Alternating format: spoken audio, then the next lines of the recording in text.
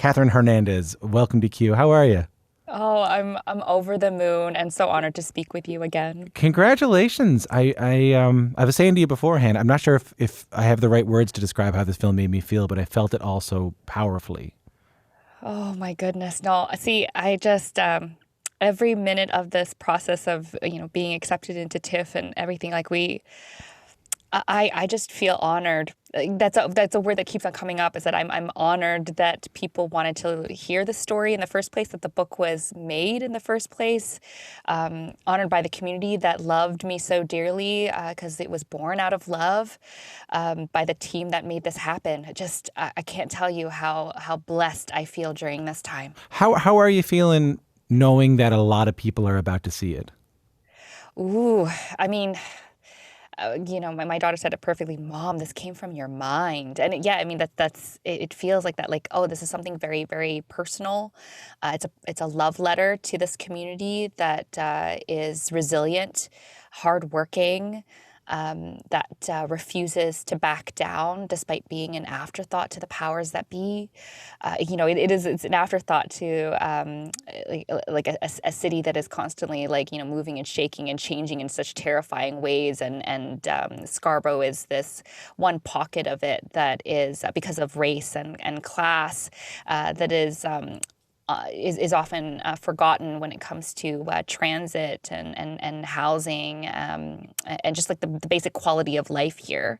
And yet we refuse to back down. We refuse to forget each other as a community. And that's what I mean. It definitely is like this film is about being proud of this particular part of the city. So, Scarborough was your first book, and this is your first film as a Yes. screenwriter. What I'm curious about here is how your background in theater led you to making this work.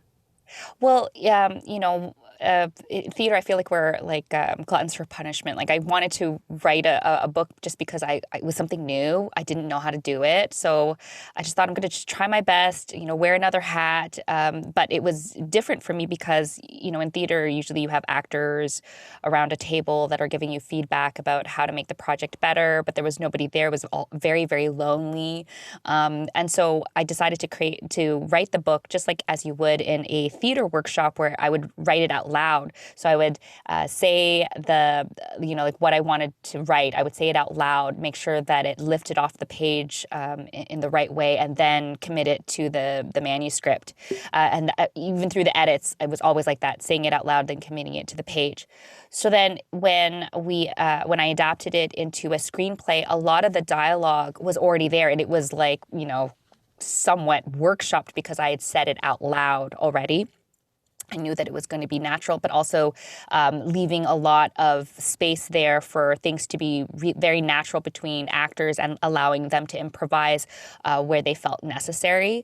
Because I'm not the kind of writer that feels like really precious about my work. I want people to like actors to feel that if their instincts are guiding them elsewhere, that to let the words come through that way. So that was it really felt like I think that as well, because of my theater background, making the film, I was not precious about it. I really felt like it was a group effort in order to bring it to the finish line. I mean, there are moments. The reason I ask, and I find that part what you're saying about saying it out loud so interesting, is because there are moments when you're watching this film where it all just feels so natural. It doesn't feel like dialogue, if you know what I mean. It doesn't feel like expository language. It feels like how people actually are speaking to one another. And I was saying to a friend of mine that there are moments that this feels like, even though you sort of know that it's a scripted film, it does feel like a documentary. And then I found out Yes. that was sort of intentional, even in who you picked to direct the film. Can you talk to me a little bit about that? About this book you wrote that you said, "Mom, this came from your mind," but feels like a documentary. Yes. So when the book came out and was blessed with critical acclaim, there were a few filmmakers who approached me with a link to their reels because they were interested in optioning the film, and I would look at their reels, and they were very talented people, but the reels were polished, and that's not my community. We're not we're not polished. And so, in order to capture the grit of the people here, I knew that it we had to approach this differently. And because of the fact that I've written scripts in the past, I approached Shasha Nakai and Rich Williamson of Compy Films. Like they're an Oscar shortlisted documentary filmmaking team. And I said, is it possible? What do you think? If I was to write the script, but then you were to shoot it like a documentary, do you think that that's even doable? And they took a look at the book and then they agreed. They were like, yeah, we can. I think we could do it. Mainly because I thought with the documentary unit, it's very small. The team is very small. Whereas with fiction film production is that it's invasive. And if this is an actual love letter to a community, the last thing I wanted was, like to have these trailers, to have these pylons lining up and down the road, for these actors to pretend to act Scarborough, which I think is just really very frustrating. This appropriation of who we are. So I thought if it's documentarians, what they're going to do is instead of what you would see in fiction, which is we're going to move all of these shelves here and we're going to, shift this here and there in order to capture reality. Instead, they sort of, softly step into a space trying to figure out how can we capture what we see in front of us? And so there was usually for a shoot, there was 4 people in the crew that were, at a particular location. And then up to 30 extras and actors and stuff. But it was bare bones. Yeah, I mean, even as you're saying that, I'm sort of scratching my head and going, right, yeah, those were extras, because it does feel so true to life. It really did feel like it was really being happening in that moment. So I figure at this point we should probably give people an idea of what we're talking about here. So like I said earlier, the film, which is so powerful, focuses mainly on 3 families in Scarborough. And so I'll play a clip from the film right now, and I thought we could talk a little bit about it. So this is an exchange between one of the kids we meet, Bing, and his mother, Edna. Listen, before we play the clip, what can you tell me about them? Okay, great. Well, it's Scarborough is about 3 children during the course of a school year in the Kingston-Galloway area of Scarborough, and the way that they navigate poverty, mental illness, and substance use in their at-risk neighborhood. So this is a clip of 2 of the characters. This is Bing and Edna. Take a listen to this. When those kids were bullying me on the bus, I pooped my pants. It's okay, Hina. It's okay. It was just an accident. Did they hurt you? They did? I'm sorry. Don't listen to them. They were being mean. You love your fingers? What about your eyes? Do you love your eyes? What about your cheeks? These cheeks? I love you, Anak. I love you, Ma. So you have Bing there, or Anouk, and Edna, his mom. What struck me about that clip, and maybe you could tell us a little bit more about it, was less the trauma that the kid and the bullying that the kid experiences, but more the parents' reaction to it. Yes. Can you tell me a little bit about what we just heard? Well, so Bing and Edna, so Edna and her child Bing, they've just fled an abusive relationship, and that's why they went to Scarborough in the first place. And when they change locations, he goes into a school where he ends up being bullied. And the thing that Edna says to him is don't pay attention to them. And she makes him say it over and over again. Do you love your cheeks? Do you love your eyes? Do you love your hands, your fingers, everything? Just to get him into the space of that he is loved and that he is cared for and that he's beautiful. Because Bing is he is a feminine, fat, gay child. And I wanted to, that's one of the most amazing things about being an artist is that you can love into being this character, which is Edna, this mother who loves her child period, the end. Not despite the fact that he is feminine and gay, because he is who he is. And their relationship is really that. Even though she's not perfect, she centers the hurt, which is that he's been bullied. And so it's not about her getting angry, her, blowing off steam by screaming at the children or their parents. The focus is all about making sure that he is safe and that he understands that he is loved. Where did that come from? Experiences with supporting my child through a bullying situation. And it's kind of a funny story where I kept on saying to my daughter, it's like, do you love your hands? Do you love your eyes? Do you love this? We kept on reading the same book over and over again about loving yourself. And about after 2 months, I remember she was so small, she just sort of held my cheeks and she's like, Mom, I love myself now. Can we please stop reading this book? I promise I'm okay. Yeah, I'm okay. I promise okay. Can we just stop? Yeah. That's because parents, we do our best. We aren't perfect, but if we learn that it's about them, it's about making sure that they're safe, then I find that they heal better. Yeah. You could have made the entire film about Bing and his mom. You could have made the entire film about any one of these three families that you focus on. Tell me about the decision to try and make it about all of them. Well, if you understand Scarborough, and I have to put it out there that there are Scarboroughs all over the world. And then there are also different Scarboroughs all over Toronto, right? Like there's like Rexdale, like all of these sort of forgotten pockets of the city, again, because of race and class, that they're an afterthought. For me, I really wanted to capture the landscape of Scarborough, where like these sort of patches of apartments and townhomes that are more like lighthouses because they occupy such a small footprint of space, but are sort of more vertical than they are horizontal. But like the crowdedness of like everyone being together and gossiping and all the stories that you hear, even just on the way to a grocery store, it takes me so long to get any errands done simply because there are going to be conversations on the way with different people, joyously gossiping with one another about what's happening in the neighborhood. And I wanted to sort of capture that patchwork quilt that I feel that is Scarborough.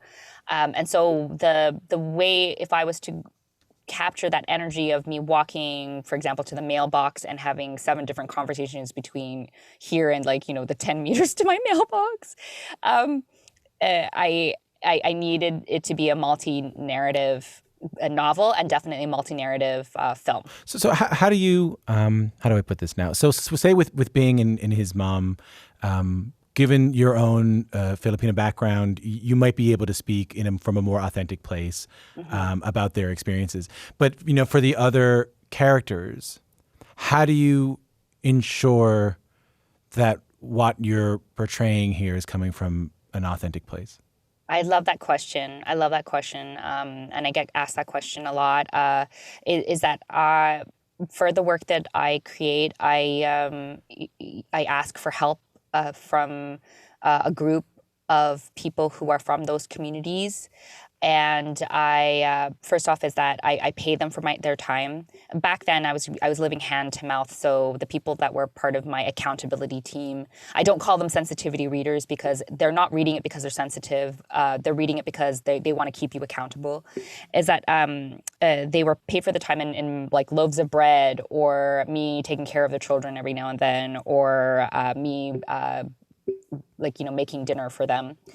Nowadays, because I have much more financial privilege, I can pay people well for their time.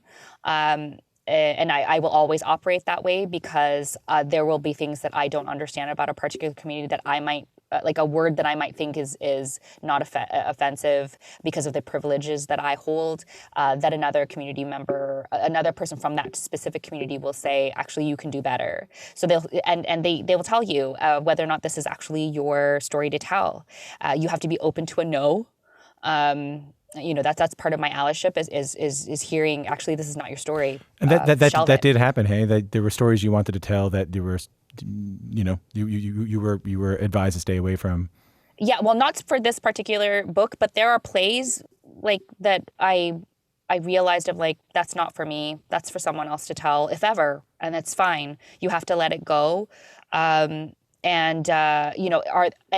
the question is like, are there privileges that I possess that give me the advantage to telling the story that it should be just told by somebody else who has less advantage than me? I think that's powerful. Right? I mean, I think it's something so powerful about. You said it's not a sensitivity reading; it's accountability, but it's also not permission granting Yes. reading. You know what I mean? Yes. Yeah. You're not getting like a little, like, like a little stamp of approval. That's not what you're getting. What you're getting is people saying, actually, you can do better than this. I would suggest this and that. And there are things that surprise me because of, because of my shortcomings as a person who possesses some privilege in this world, that I feel very thankful when somebody calls me out on it. And so, for example, my last book, Crosshairs, my most recent one, it was more than a dozen people read that book in order to tell me what I could do better. For this particular script, we definitely had people like advisors from different communities to look over our choices to make sure that they felt comfortable with it. And again, like, with regards to allowing actors to improvise when they felt the need to, that was another thing too, that I as a writer, there's only so many things that I understand in this world, that I need to be open to the whatever messages I'm hearing from the community about it. If you're just joining us, Catherine Hernandez is my guest. We're talking about Scarborough, the film, which is based on the book that she wrote, but she also wrote the screenplay for this film. I want to play another clip from the film.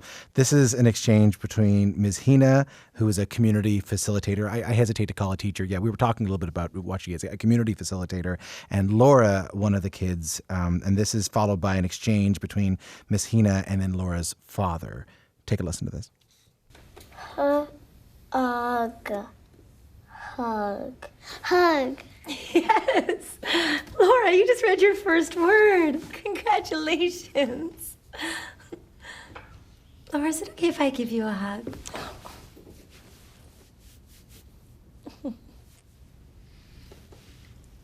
What are you doing to my daughter? Laura just read her first word. She said the word hug. There's a box of food still. You guys should take it home. It's just gonna go bad if you...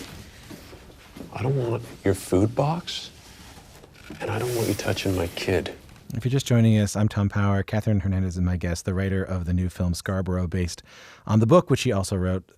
So I want to talk a little bit about the character of Ms. Hina there. But before we do, can you tell us a little bit about the exchange we just heard?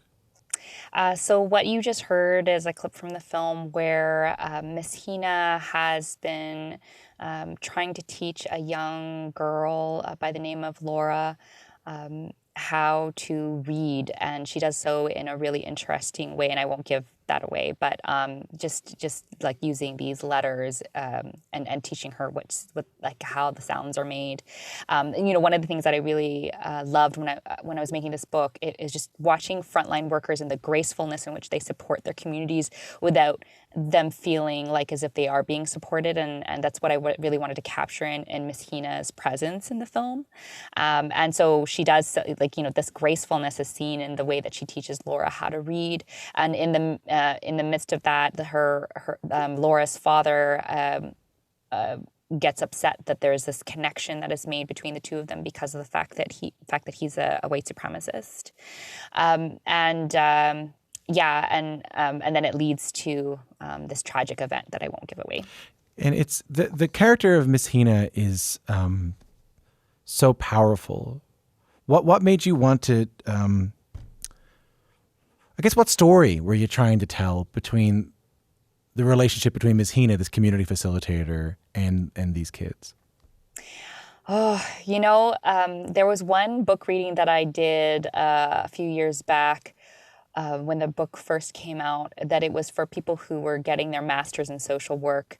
And they were just a few months away from graduating, and I said to them, like, I was surprised that Scarborough was even required reading for them. Like, I didn't know that they would even use it for that purpose.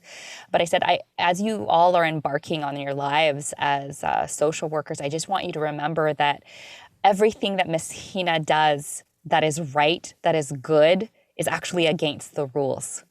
And this is the problem, right? Like with frontline work, right? You have these people that are working the front lines, that are really getting to know this community, understand their needs, front and back, left and right, like really understanding these families, all the complicated dynamics that are happening in these neighborhoods. And there are decisions that are being made in offices far away from the front lines that make zero sense for the communities. And it's difficult, like, between the communication and the understandings between management and frontline. And so the message I wanted to impart to that group was that just remember, now that you've got this piece of paper, to never forget who is supposed to be shaping your programs. It's the community. The community knows best what they need. And so that's what Miss Hina represents, is understanding that bridge. And if I'm not mistaken, I mean, the book was originally inspired by social workers in that community, right? Yes, that's correct. Yeah. And just like watching them like really nervously seeing like, like when every time there was like a new government, like the fact that their jobs were at risk, because then if someone else, if a new government had like a different focus for their platform, it meant that all of these hours that they put into developing trusting relationships with these community members and understanding their needs it was a waste of time. It's a great learning experience about so many different things, I guess, watching this film. But I'm curious about you, and maybe this is a good way to close things off. Through your original research, writing this book, through your own lived experience leading up to this book, to the moments after the book, to the screenplay, to the film, and now the film coming out, what have you learned about Scarborough in making this and on this journey? That no matter how much we are gentrified over, like, because we have been gentrified over the last 10 years, because of the fact that we're only like a 30-minute GO train ride to the downtown core, is that the people will never back down. The community is what makes the people is what makes a community, not buildings, not fancy cafes or fancy restaurants. It's the people that make the magic here. And no matter what happens over the next while and the different ways that the landscape might change because of gentrification, we will always be here. It is a powerful film, and I'm so grateful for you coming on and talking to us about it, and congratulations on it, and thanks for your time. Oh my gosh, thank you so much, Tom. Catherine Hernandez is the author of the book Scarborough. The book is now a feature film, making its debut at this year's Toronto International Film Festival. We will post a link online as to how you can catch the premiere.